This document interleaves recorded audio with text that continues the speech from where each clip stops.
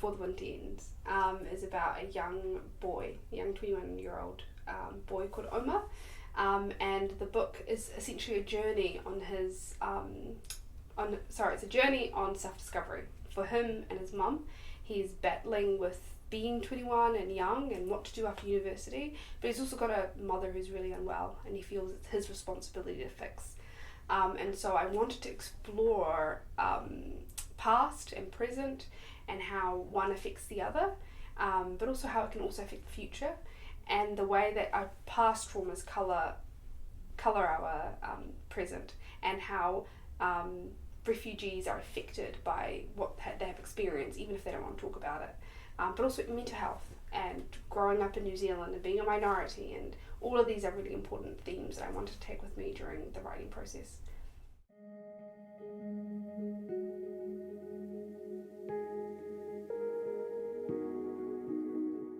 Omar is a character who I'm surprised by how realistic he became during the writing process. And his mum is, I like the idea of his mum kind of tethering the story, so it's really the reason why Omar does what he does is because of her. It's her past, it's about her, she kind of tethers the story. But she's also this woman who is unbattered by the past and has had this terrible experience, and therefore she feels she's affected deeply by the trauma that she experienced. And this of course affects Omar, who feels a need to fix his mother, but also try really hard to get through university, and battle with friendships, and all of that is just what happens in real life, I guess. And I drew from my own experiences in this, my own parents' stories, but also how I felt when I was 21 and different and wanting really hard to fit in. And I guess it's kind of Omar's journey, is figuring out that that's not what he's supposed to do. He's supposed to be who he is, in a world that doesn't want him to be.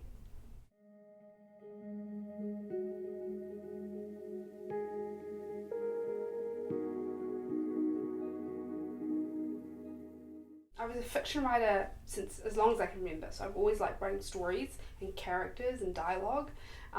That was always my thing. Actually, poetry came much later in my life, so I became a poet early 20s, late teens, and poetry helped expand my fiction in a way.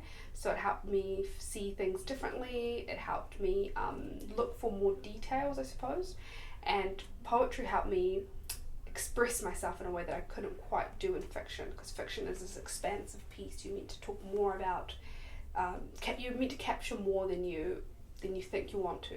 With poetry, I feel like you can capture everything in one go in the short sentences. You can talk about the feelings, you can capture, it doesn't have to be chronological, and so that helped me almost create a realistic version, I think, of Omar, which is this person who is hyperfixated on these small things, who can see that his mum is having a bad day today, he can see the mood changes, and all of that is because poetry forces you to look at small things and small details.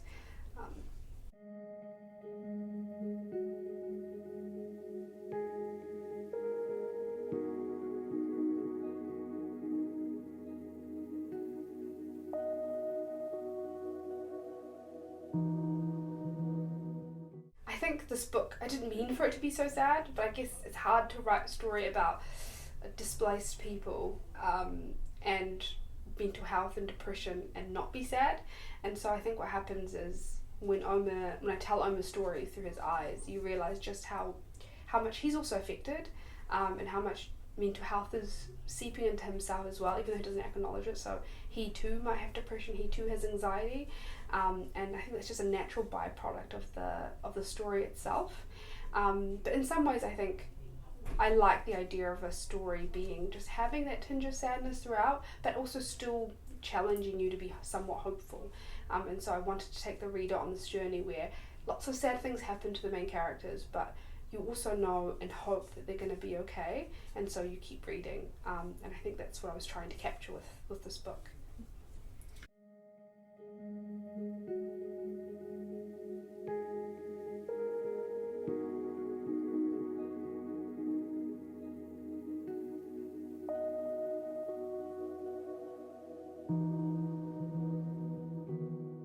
I think I like the idea of location being a character, and so at least all the books that I've read that I've loved, the location was such an important part of the book.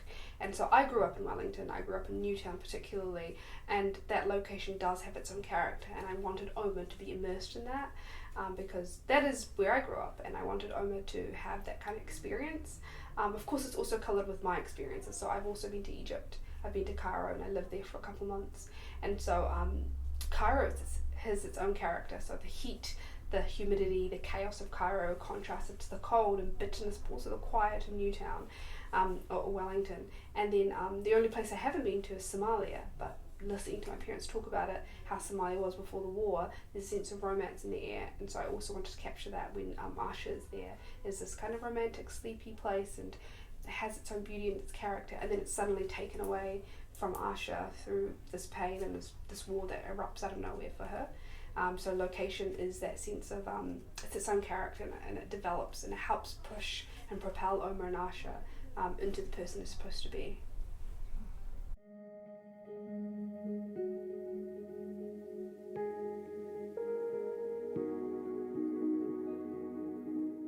I think the idea of, when it comes to refugees and immigrants and the relationship that these two have with each other, oftentimes the parent and the child have a connection that is sometimes healthy but sometimes unhealthy. And so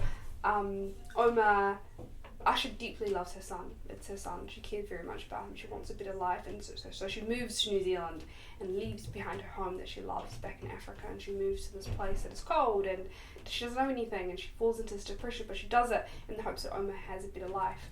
But of course, in contrast, Oma grows up in a home where he feels that he needs to support and help his mum and help her fulfill her dreams and feel a sense of guilt because she's not happy.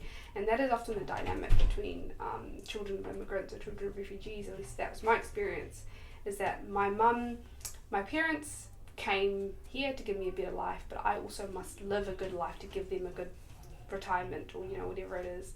And it's that push and pull effect between them, in that they both love each other very much, but there is a toxicity about it, where they both are pushing each other away from where they're supposed to be.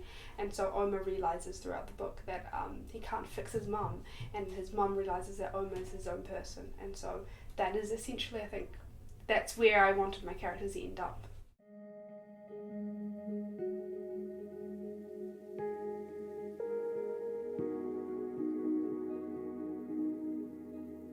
So Asha does have kind of her own personality. She's quite strong in her version when she's younger, and so obviously part 2 is from Asha's perspective, and she's got her dreams and her hopes, and in some way she's kind of annoyed that Yasa's come into her life, but she falls in love with him and she starts this journey. But I think war does this thing where you are one person and suddenly that's snatched away from you, and so Asha becomes this really reclusive, quiet person because she's lost people she loves, she's lost the home that she loves, and suddenly she's here in New Zealand, in this place where she doesn't have any other family members, and it's just her and Oma, and in some way she feels kind of guilt that Oma is living this life that she didn't want him to live. She doesn't know where she's going anymore, and so that contrast in part 1, I wanted to capture that, I suppose. That's the reality of it, of refugees and displacement, but also towards the end I think that fieriness does come back a little bit, which when she confronts Oma, or Oma confronts her, and they have that big explosion, she's there, these parts of it that come back. But as the story develops, I also wanted to give the reader hope that Asha is still there. There is still Asha underneath the sadness that she has, and again, that hope. I hope that the reader feels like, oh, she's going to be okay.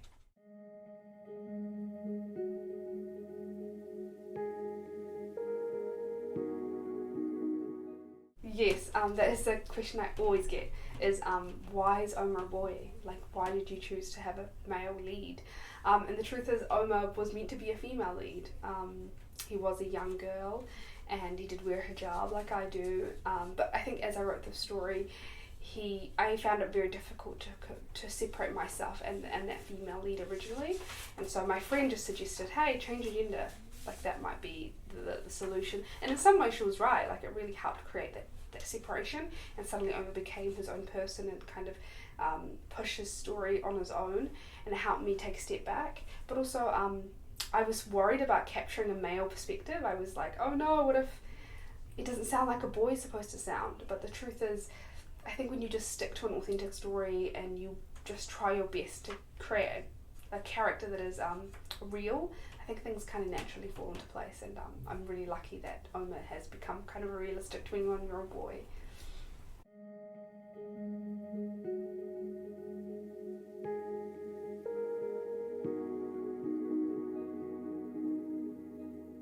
Another reason why I think Oma, like it all worked out, was Oma's afro in the book. So he kind of is useless at taking care of himself, so this afro just grows and he just kind of forgets to cut his hair. But as time goes on, it becomes this character for him, and suddenly his hair is, a part of him, and he realizes that actually it is something that makes him different.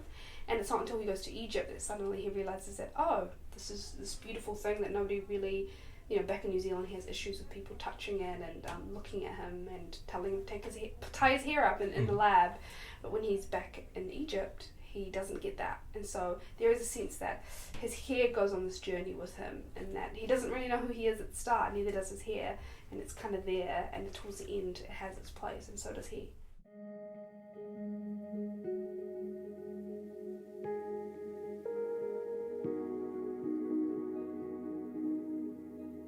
So my most favourite author in the world is Yagayasi, who is a Ghanaian American author, and her book Transcendent Kingdom actually inspired Before the Winter Ends a lot, and if you ever read that book, I think you'll see why.